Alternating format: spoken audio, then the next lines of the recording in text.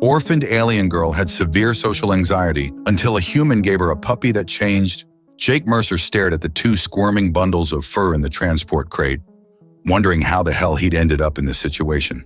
The German Shepherd puppies, one with classic black and tan markings, the other a rare solid black, looked up at him with innocent brown eyes that seemed to say, "What now, tough guy?"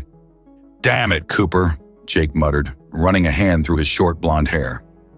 His friend had called in a favor, asking him to pick up these pups from the military decommissioning center before they were euthanized. What Cooper hadn't mentioned was that he'd be off-planet for the next 3 weeks, leaving Jake, a retired Terran Special Forces soldier with zero experience with animals, as their temporary guardian. The puppies whined, pressing their noses against the crate's door. Jake sighed and opened it, allowing them to tumble out onto his apartment floor. The black and tan one immediately started exploring, while the solid black one cautiously sniffed Jake's boot. "I don't know the first thing about taking care of dogs," he told them, as if they might offer advice. His sparse apartment in the outer ring of Antares Station wasn't exactly pet-friendly. The station, a massive interplanetary hub at the crossroads of human and alien territories, was no place for animals. Jake's comm unit buzzed, a message from his therapist. "Remember our discussion about responsibility and connection, Jake? Sometimes the universe gives us exactly what we need." "Or exactly what we don't need," he grumbled, watching the black and tan puppy attempt to chew on his coffee table. 3 years since his discharge, and he was still trying to adjust to civilian life. The nightmares hadn't stopped. The missions, the losses, the faces of those he couldn't save, they haunted him. His therapist insisted he needed connection. Jake preferred solitude. The puppies had other ideas. The black one had managed to climb onto his boot and was looking up at him with expectant eyes. "Fine," Jake said, reaching down to scratch behind its ears. "1 week, then Cooper better have a plan." The next morning, Jake found himself wandering through the commercial district of Antares, puppies secured in a makeshift carrier he'd fashioned from an old duffel bag. He needed supplies, food, toys, whatever else puppies required.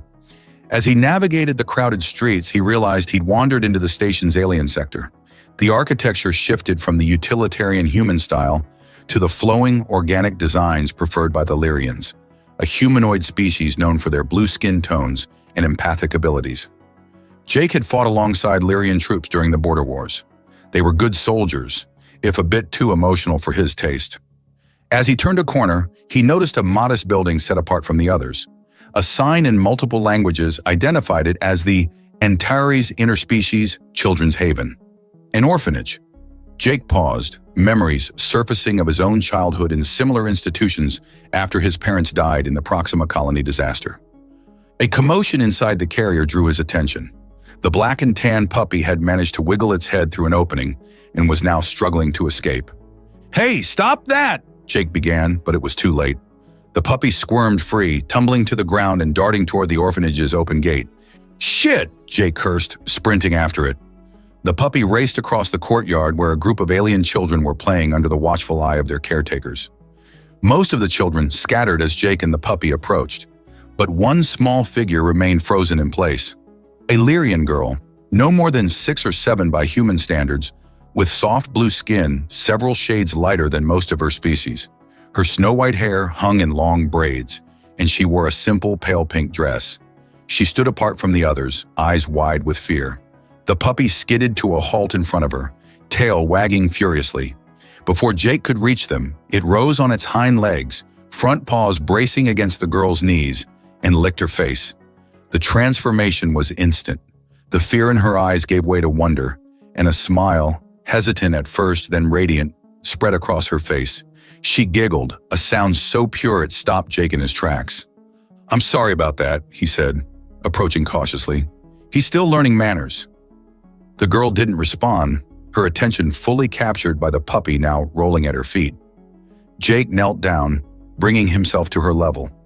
From his pocket he produced a candy, a sweet, tangy confection, popular among both humans and Lyrians. "Here," he offered, his voice softening instinctively.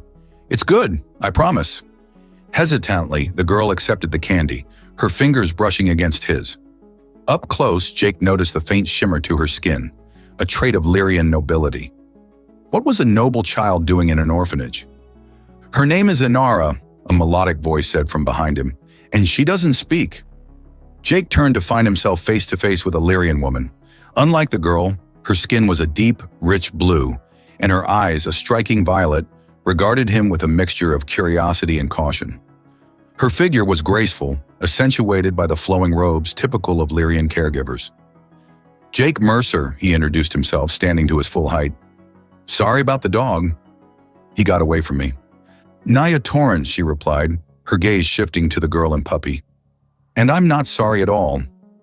That's the first time I've seen Inara smile since she arrived 3 months ago. Jake watched as Inara cautiously petted the puppy, her movements becoming more confident with each stroke. What's her story? Naya's expression clouded. Her parents were diplomats. Their ship was attacked by pirates in the Vega sector. Inara was the only survivor, found in an escape pod 2 weeks later. She lowered her voice. The trauma left her mute. She hasn't spoken a word since, and she avoids contact with everyone, both children and adults. Except apparently puppies, Jake observed. Apparently, Naya agreed, a small smile playing at her lips. She studied him, her gaze lingering on his posture. Military?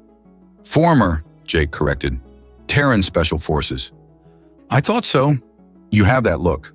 There was no judgment in her voice, just observation. What brings a former soldier to our little corner of Antares?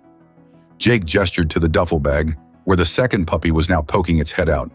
Unexpected dog-sitting duty. I was looking for supplies when this one made a break for it. Well, I'm glad he did. Naya's gaze returned to Inara, who was now sitting on the ground, the puppy in her lap. Would you consider bringing him back? For Inara? The request caught Jake off guard. His instinct was to refuse, to maintain the distance he'd carefully cultivated since his discharge. But something about the girl's transformation, the simple joy on her face, made him hesitate. I could come back tomorrow, he found himself saying. Let her play with him for a while. The gratitude in Naya's eyes was immediate and genuine. That would be wonderful. Perhaps around midday? That's when the children have free time. Jake nodded, then whistled softly. The puppy looked up, ears perked, then reluctantly left Inara's lap to trot back to him. The girl's face fell, her eyes filling with tears. Hey, Jake said gently, kneeling before her again. I'll bring him back tomorrow, okay? I promise. He wasn't sure if she understood, but when he placed the puppy briefly back in her arms for a final cuddle, her smile returned.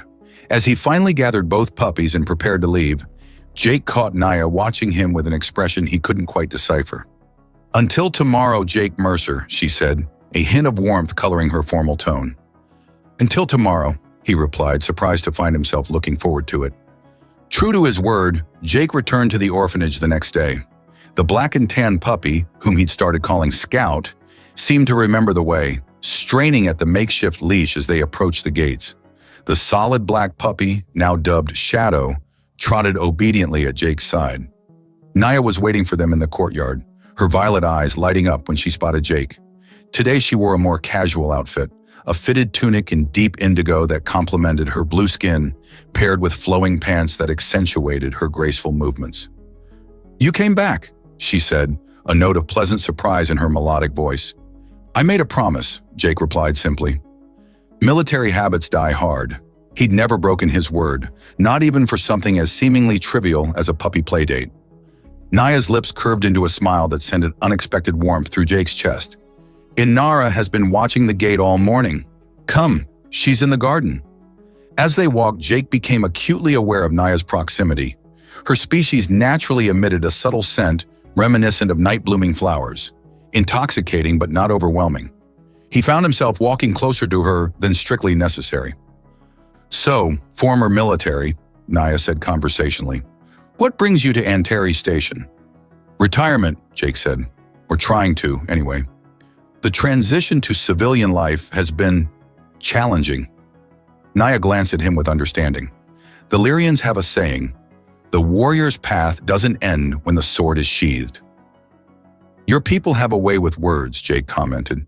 Did you always work with orphans? No, Naya's expression softened. I was a cultural liaison for the Lyrian Diplomatic Corps. After the border wars, I wanted work that felt more healing. They reached a secluded corner of the garden where Inara sat alone on a stone bench, her white hair gleaming in the artificial sunlight. When she spotted them, or more accurately, the puppies, her entire face transformed with joy.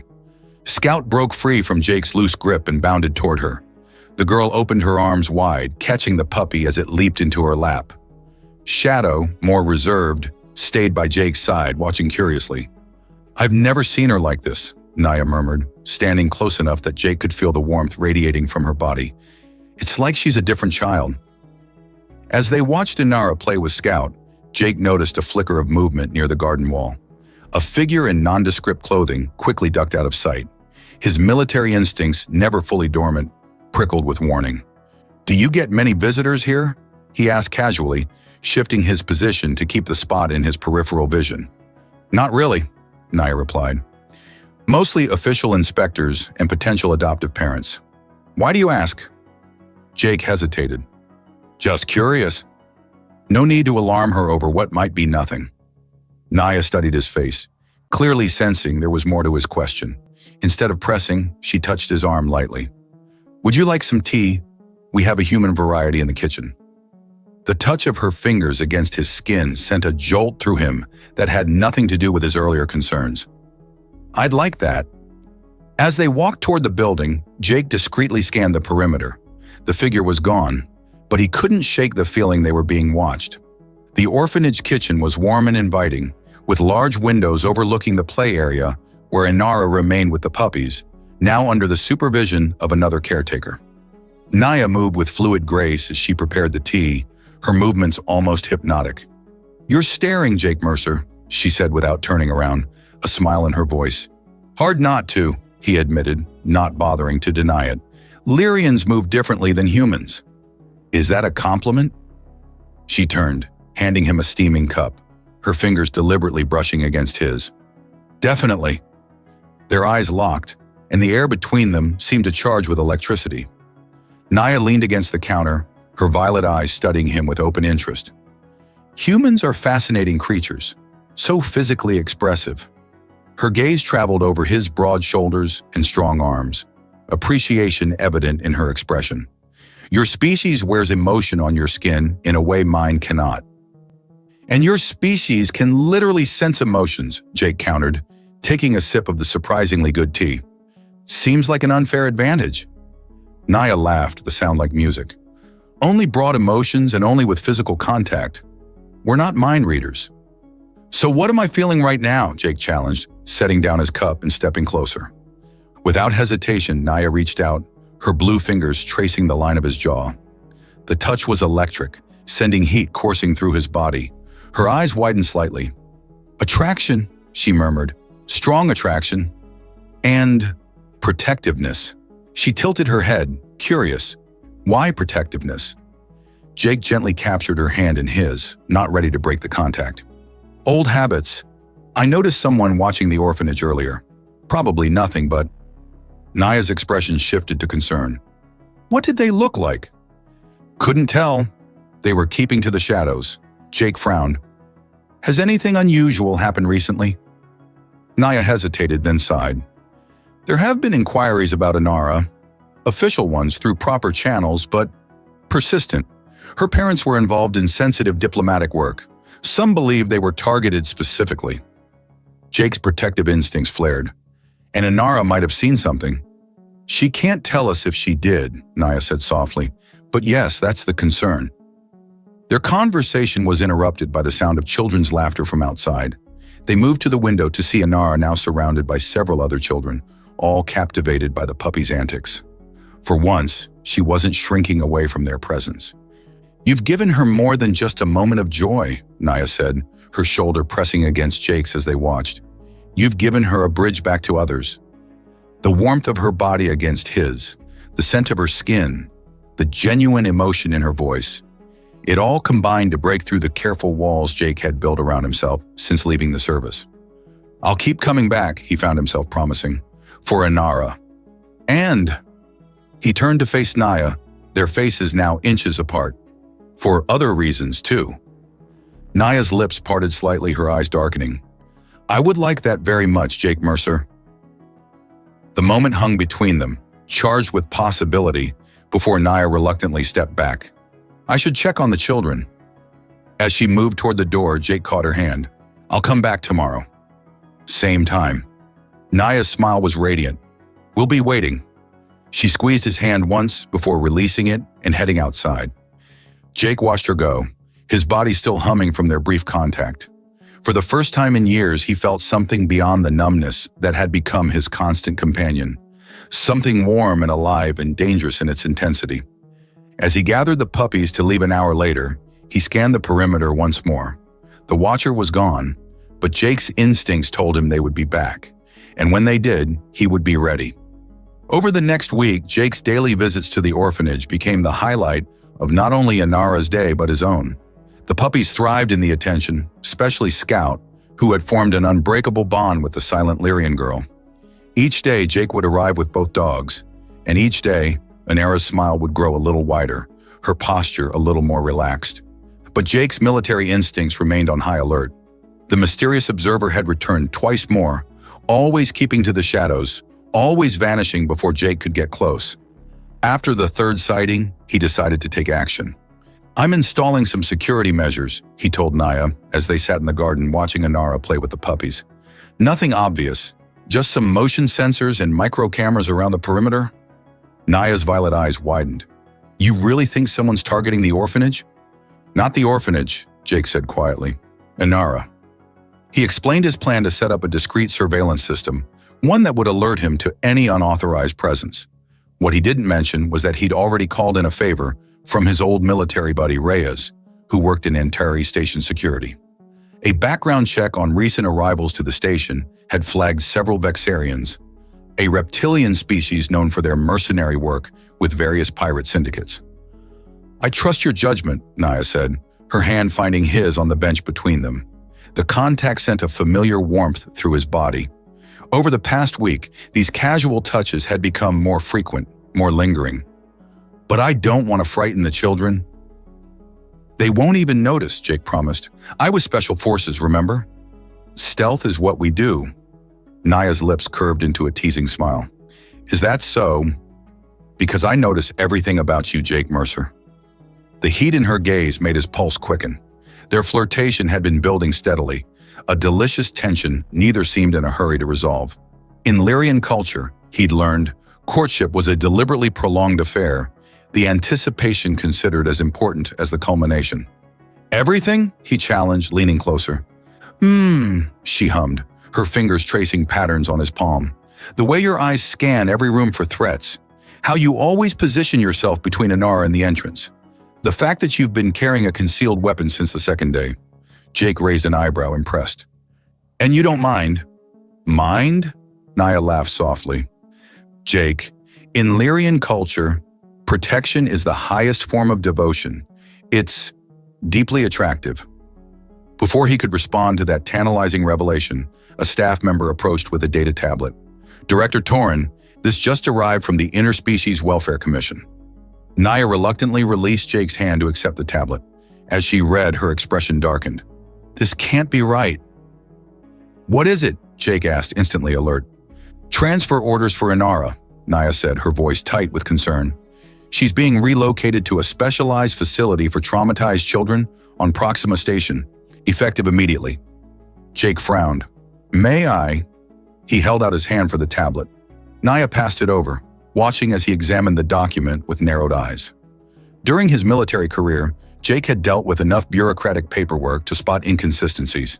This document had several. This is a forgery, he said definitively. A good one, but definitely fake. The authentication codes are formatted incorrectly, and the director's signature doesn't match the one on file. Relief flooded Naya's face. You're certain? Absolutely. Jake handed the tablet back. Someone's trying to get legal custody of Inara. We need to alert station security and the Real Welfare Commission. Naya nodded, already tapping commands into the tablet. I'll file a report immediately, but Jake, who would go to such lengths? I have a theory, he said grimly. I've spotted Vexarian mercenaries on the station. They're known associates of the pirate syndicates that operate in the Vega sector, where Inara's parents were killed. Understanding dawned in Naya's eyes. You think Inara witnessed something during the attack, something that could identify the perpetrators. And they want to make sure she never remembers it, Jake confirmed, or if she does, that she never tells anyone. Naya's hand flew to her mouth. They'd harm a child. They already orphaned her, Jake reminded her gently. But I won't let them get to her. I promise. That evening, after helping install the security measures around the orphanage, Jake found himself alone with Naya in her small office. The puppies were spending the night with Inara, a trial run to see if having Scout permanently might help with her night terrors. Thank you, Naya said, pouring them each a glass of Lyrian spirit, a shimmering blue liquid that smelled of exotic spices. For everything you're doing for Inara. For all of us. Jake accepted the glass, their fingers brushing in the exchange. It's been a long time since I felt useful, he admitted, since I had someone worth protecting. The air between them seemed to thicken with unspoken desire. Naya moved closer, her body radiating a warmth that called to him. In my culture, she said softly, we believe that true connection happens when two souls recognize each other across the void of space and time. Her hand came up to rest against his chest, directly over his heart. I recognized you the moment you chased that puppy into our garden, Jake Mercer. Jake covered her hand with his own. I've never believed in fate, he said, his voice rough with emotion. But meeting you, meeting Inara, it feels like coming home after a very long journey. Naya's eyes darkened to a deep violet, her pupils dilating. Among Lyrians, he knew, this was a sign of intense emotion or desire. Stay with me tonight, she whispered. Jake set down his untouched drink and cupped her face in his hands. Are you sure? Your people have customs, protocols. Naya's laugh was low and sensual. My people also believe in seizing joy when it presents itself. Her hands slid up his chest to his shoulders. And you, Jake Mercer, are joy incarnate. Their lips met in a kiss that started gentle but quickly blazed into something more urgent, more primal. Jake had been with non-human partners before. Interspecies relationships were common in the military, but nothing had prepared him for the intensity of Naya's touch. Lyrians experienced physical sensation differently, he'd heard, their empathic abilities amplifying both their own pleasure and their partners. As clothing was discarded and they moved to the small couch in her office, Jake discovered the truth of those rumors. Every caress, every kiss seemed to create a feedback loop of sensation between them. Naya's skin glowed faintly in the dim light, a bioluminescent response to arousal that illuminated their joining in an ethereal blue radiance. Their union transcended the merely physical, becoming something almost spiritual in its intensity. In those moments of shared passion, the barriers Jake had built around his heart since leaving the military crumbled completely. For the first time in years, he felt fully present, fully alive.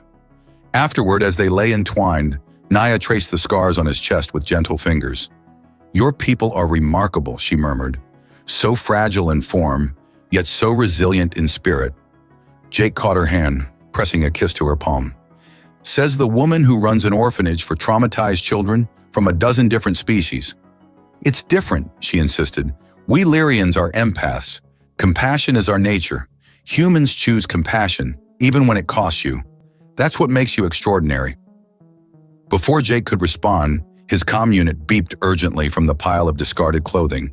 He reluctantly disentangled himself to retrieve it, instantly alert when he saw Reyes's ID. Mercer, he answered. Jake, we've got a problem. Reyes's voice was tense. Those Vexarians you asked me to track? They just filed a request for entry to the orphanage sector. They're claiming to be Welfare Commission inspectors. Jake's blood ran cold. When? Tomorrow morning, 0800 hours. Jake met Naya's worried gaze. We'll be ready. Dawn broke over Antares Station with the artificial glow programmed to mimic a sunrise. Jake had spent the night at the orphanage, alternating between planning with Naya and checking the security perimeter. By 0600, they had devised an emergency evacuation plan. The human military outpost in Sector 7 owes me a favor, Jake explained as they huddled over a station map in Naya's office. Commander Holt will provide temporary shelter for the children while we sort this out." Naya nodded, her violet eyes shadowed with worry. Despite the gravity of their situation, Jake couldn't help but admire how the morning light played across her blue skin. Their night together had changed something fundamental between them, a connection that transcended physical attraction. "We'll need to move quickly and quietly," she said, her fingers brushing his as she traced the evacuation route. Even that small contact sent a pleasant shiver through him. "The children will be frightened." "We'll tell them it's a field trip," Jake suggested. "Keep it casual. The less they know, the less scared they'll be." As they finalized the details, Jake's comm unit buzzed with an incoming message. It was from Cooper, his friend who'd originally asked him to take the puppies. "Jake, buddy, we need to talk." Cooper's voice was urgent. "Those dogs aren't just regular puppies. They're part of the Canine Enhancement Program, genetically modified military service animals. I was transporting them to the training facility when my ship got rerouted. I should have told you, but it was classified." Jake glanced through the office window to where Inara sat in the common room. Scout curled protectively at her feet. The puppy's ears were perked, his posture alert, not relaxed like a typical dog at rest. "What exactly are their capabilities?" Jake asked, mind racing with possibilities. "Enhanced intelligence, strength, and sensory perception," Cooper replied. "They're bred to bond with their handlers and protect them at all costs." "The black one." "Shadow," Jake supplied. "Right, Shadow. He's designed for stealth operations." The other dash. "Scout." "Scout is a specialized detection and protection unit.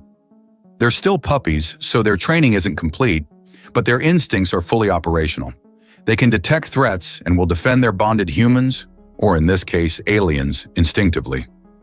Jake felt a surge of hope. "Cooper, you magnificent bastard. You may have just given us an advantage." After ending the call, Jake quickly explained the situation to Naya. Her eyes widened in surprise, then narrowed thoughtfully. "That explains why Scout has been so protective of Inara," she said. "I noticed he positions himself between her and strangers, and he growls whenever Fren approaches her." "Fren?" Jake frowned. "The kitchen supervisor? The Andorian with the facial ridges?" Naya nodded.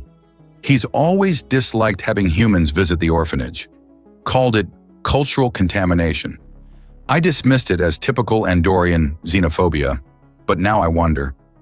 Jake's instincts flared. "We need to move now. Get the children ready. I'll alert Commander Holt." Within 30 minutes, they had gathered the 12 orphans, including Inara, in the common room. The staff had been told only that they were taking the children on an impromptu field trip to the human sector. All except Fren, who was conspicuously absent. "Has anyone seen Supervisor Fren this morning?" Naya asked one of the other caregivers, trying to keep her voice casual. "He left early," the young Lyrian male replied. "Said he had an appointment at the administration building." Jake and Naya exchanged alarmed glances.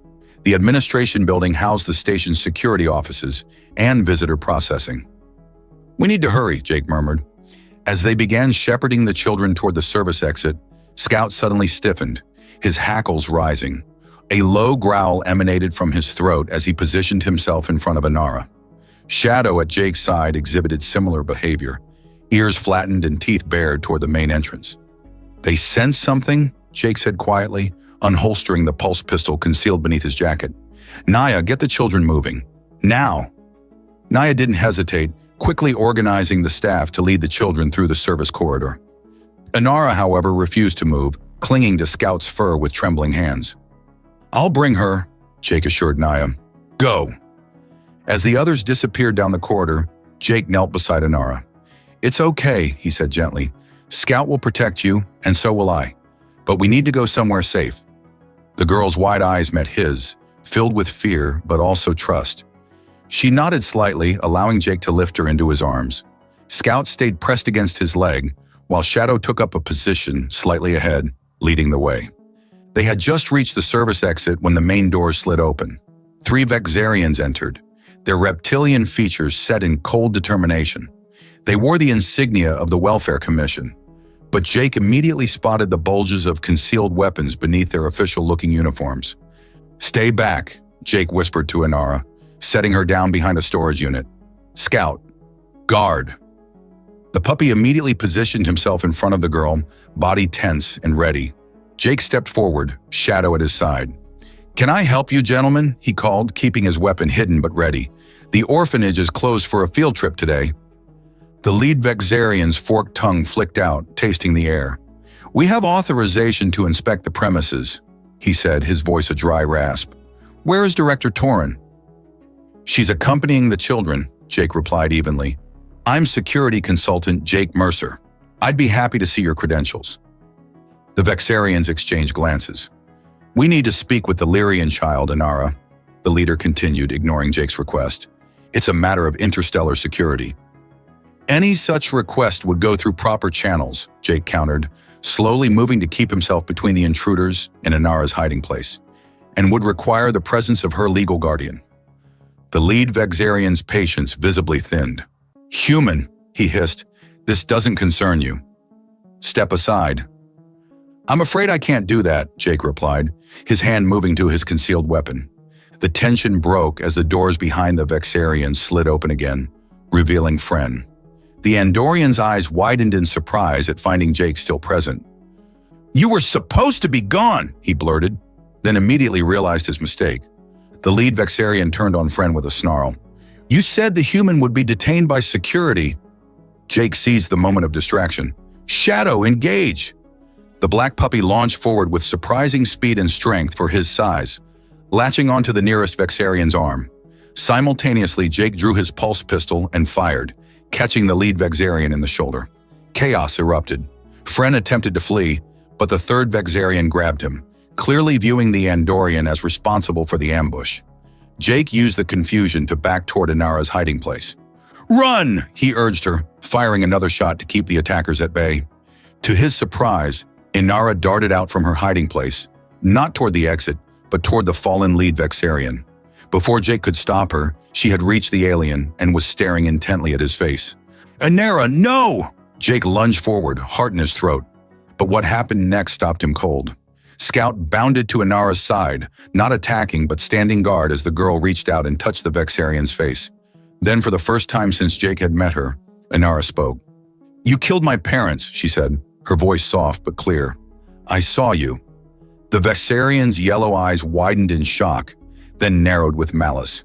"Then you'll join them, little one," he hissed, reaching for a concealed blade. Scout reacted instantly, lunging forward with a ferocity that belied his puppy appearance. His jaws clamped around the Vexarian's wrist with enough force to make the alien scream in pain, the blade clattering to the floor. Jake scooped Inara up with one arm, keeping his weapon trained on the other intruders. "Scout, Shadow to me!" Both puppies immediately disengaged and flanked him as he backed toward the exit. Inara clutched tightly against his chest. The girl was trembling, but her face showed determination rather than fear. "You're very brave," Jake told her as they hurried down the service corridor, "and we're going to keep you safe. I promise." Inara's small arms tightened around his neck. "I know," she whispered. "You and Scout and Naya, my new family." The simple declaration hit Jake with unexpected force. Family. It was something he hadn't allowed himself to consider since leaving the military. The possibility of belonging somewhere, to someone. As they rounded the corner to join the others, Jake made a silent vow. He would protect this newfound family, no matter what it took. Jake led Inara through the service corridor, the puppies flanking them protectively. His comm unit buzzed with Naya's worried voice. "Jake? Where are you?" "We've reached the transit hub, but station security is everywhere. They're checking all passengers." "Change of plans," Jake replied, ducking into a maintenance alcove. "The Vexarians found us. Friend sold us out." Naya's sharp intake of breath carried through the comm. "Is Inara?" "She's safe," Jake assured her, "and talking." Naya, she identified one of the Vexarians as her parents' killer. A moment of stunned silence followed. "Where will you go?" Jake studied the station schematics on his wrist display. "Maintenance tunnels. Section 42. B, there's an access point near your position. Get the other children to Commander Holt, then meet us there." "Be careful," Naya's voice softened. "Both of you." Jake ended the transmission and knelt before Inara. "We're going to play a game," he explained gently. "Like hide and seek, but in the station's secret tunnels. Can you be very quiet? Inara nodded solemnly. They want the treaty, she whispered. Jake blinked in surprise. What treaty? The one my parents made, between humans and the Dravari. Jake's blood ran cold. The Dravari were a notoriously aggressive species that had been in conflict with multiple civilizations for decades. Rumors of peace talks had circulated in military channels before his retirement, but nothing concrete. Your parents were negotiating a peace treaty? Inara nodded. Secret talks.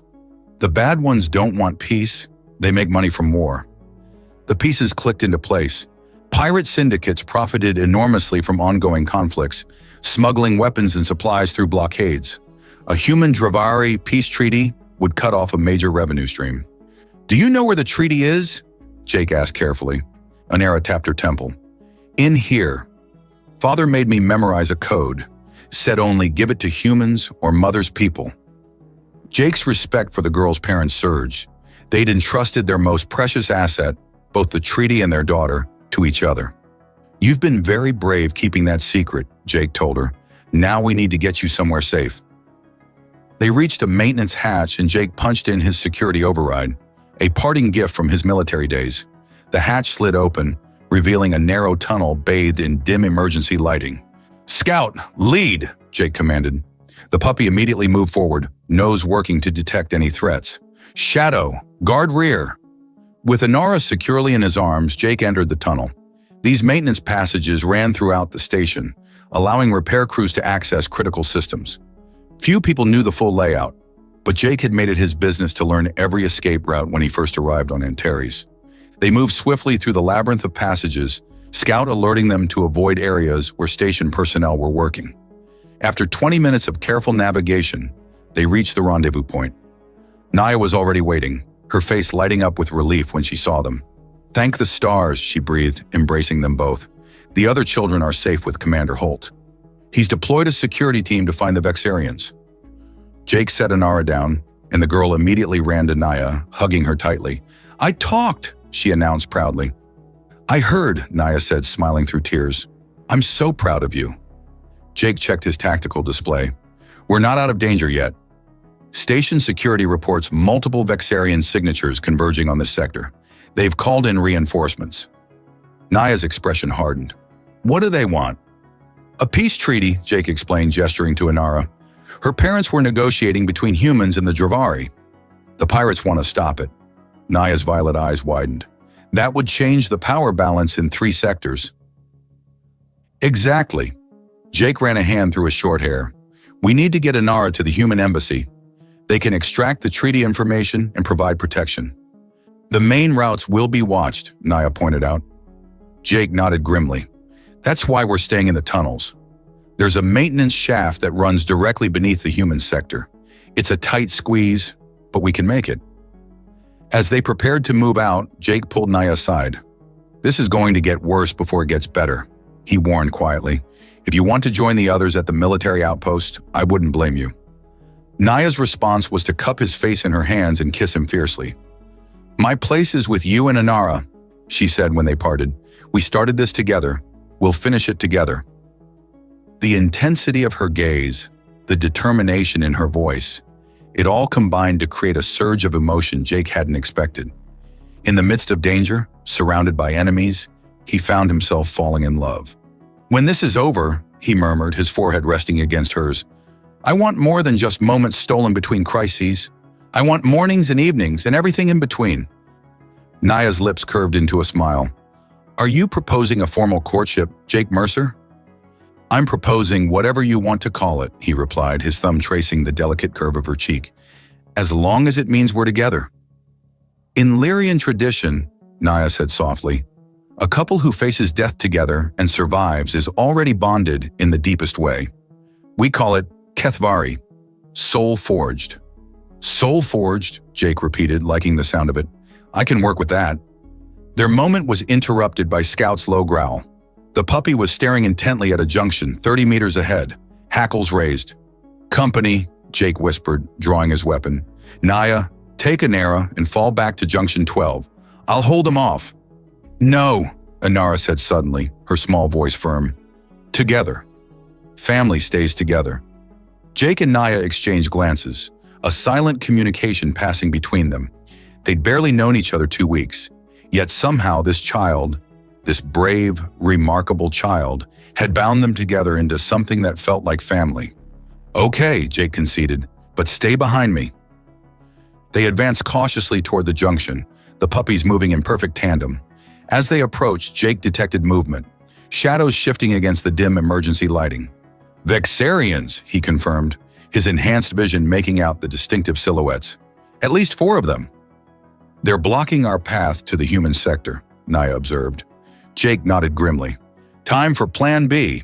He tapped his comm unit. "Reyes, you copy?" "Loud and clear, Mercer," came the immediate response. "What's your position?" "Maintenance tunnel 42B, approaching junction 15. We've got Vexarian mercenaries blocking our route to the embassy." "Copy that. I've got a security team en route to your position. ETA 5 minutes." "We might not have 5 minutes," Jake replied, eyeing the advancing shadows. "Any other options?" There was a pause before Reyes responded. "There's an emergency evacuation pod at Junction 18. It's designed for station personnel to escape during catastrophic failures. One-way trip to the emergency platform in orbit." "That'll work," Jake decided. "We'll head there now." He turned to Naya and Inara. "Change of plans. We're going up." They backtracked quickly, taking an alternate route toward Junction 18. The maintenance tunnels grew narrower, the ceiling lower, forcing Jake to crouch as they moved. "Almost there," he encouraged as they rounded the final bend. The evacuation pod was a sleek, cylindrical craft designed to hold up to 6 people. Jake quickly activated the launch sequence while Naya helped Inara inside. "Scout, shadow in!" Jake commanded, and the puppies obediently jumped into the pod.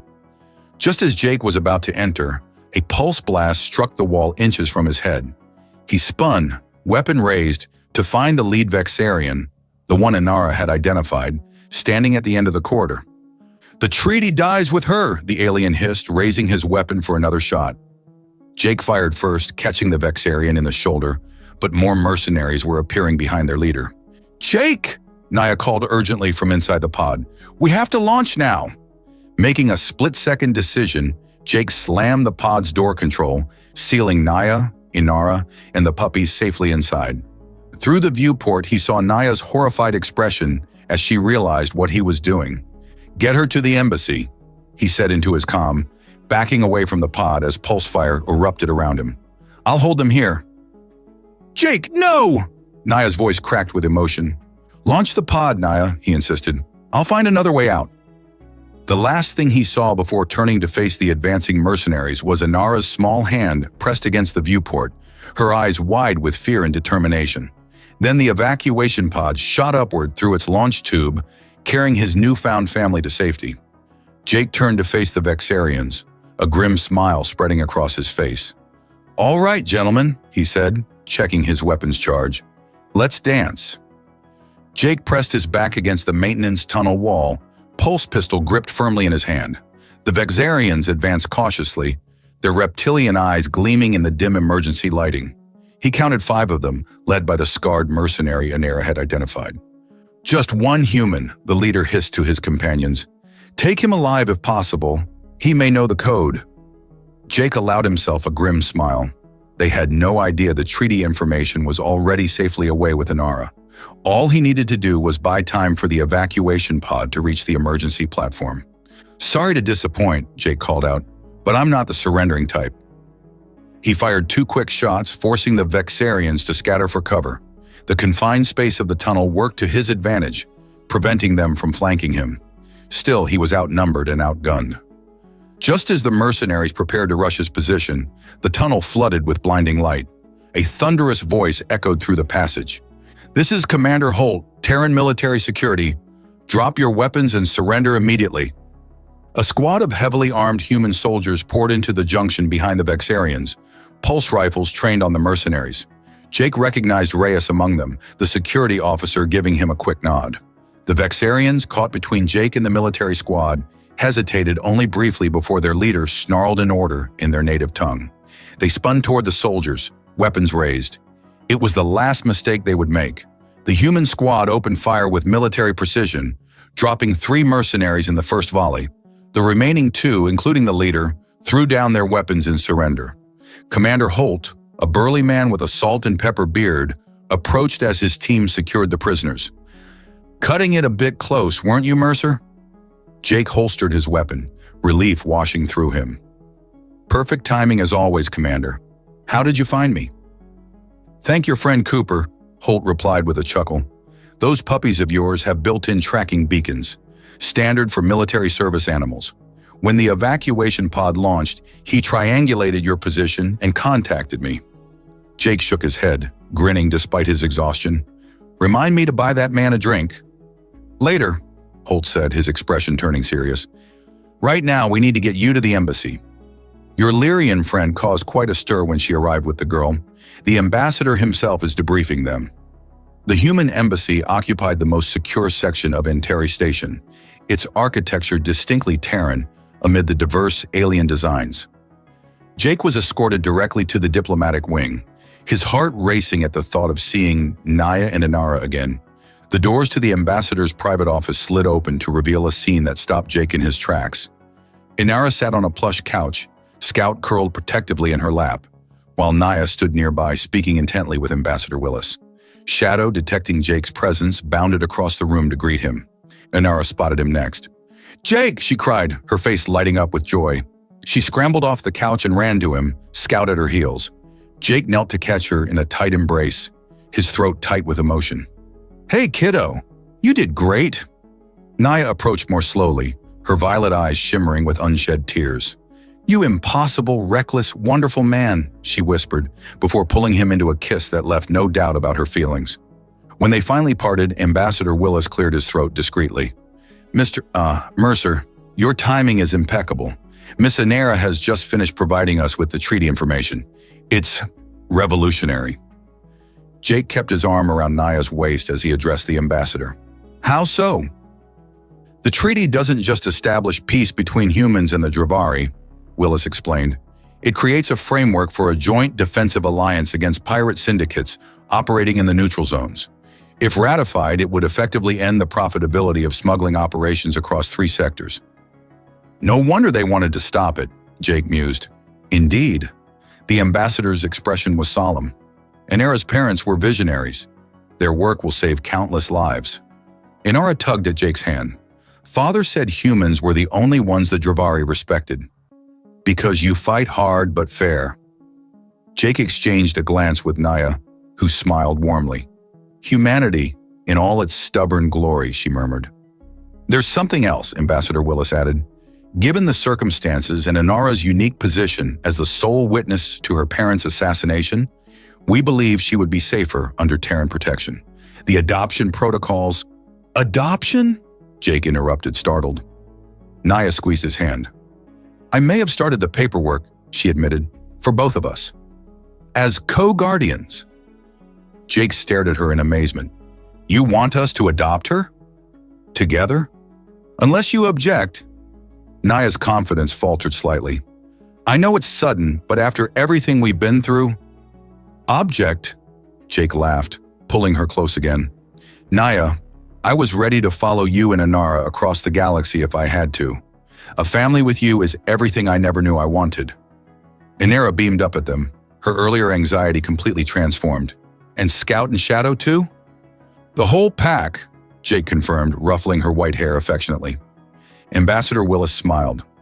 "I'll expedite the paperwork. In the meantime, we've arranged secure quarters for you here at the embassy until the treaty signing ceremony next week. Inara will be the guest of honor." 3 days later, Jake stood on the embassy's private balcony overlooking Anteri Station's central hub.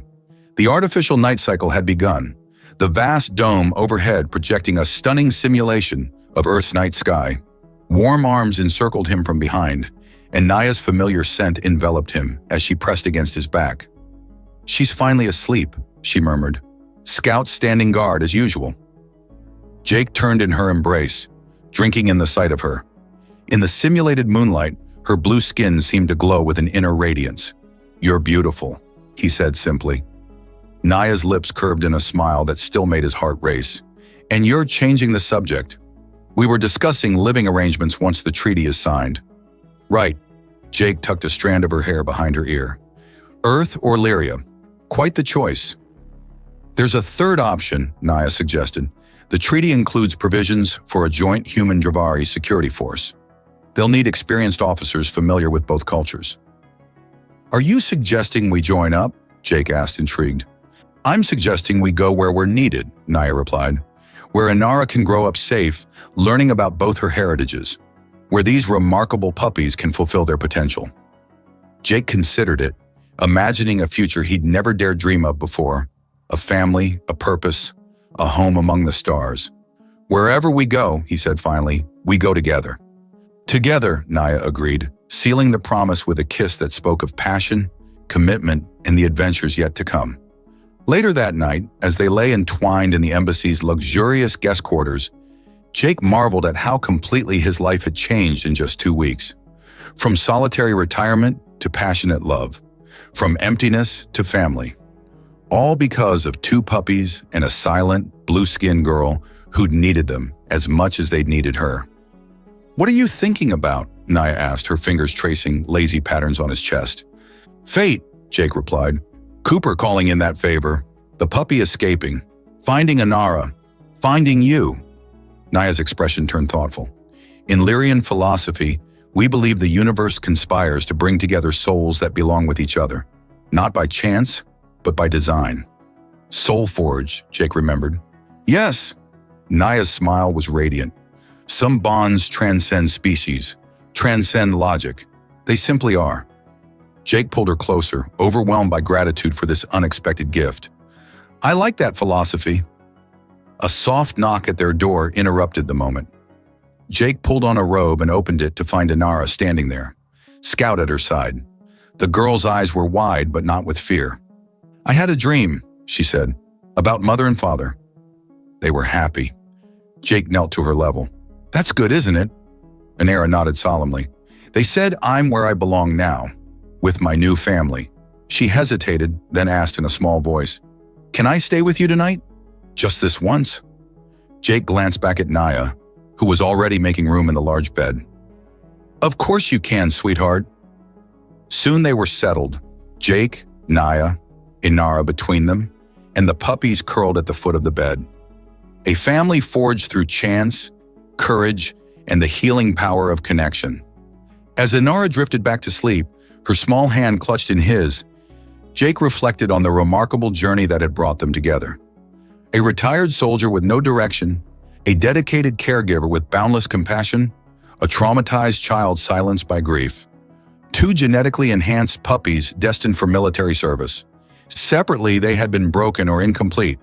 Together, they were whole.